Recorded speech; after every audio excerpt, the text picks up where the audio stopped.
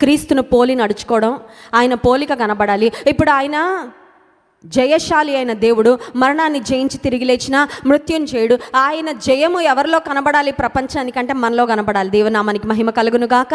Hallelujah. You have spent enough time in defeat. You have spent enough time in victim mind set.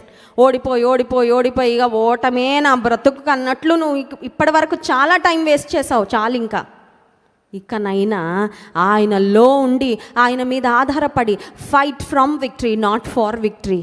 విజయం నుండి పోరాడు. దేవుడిచ్చిన వాగ్దానాలు చేత పట్టుకొని ఆయన మీద ఆధారపడి విశ్వాసంతో పోరాడు.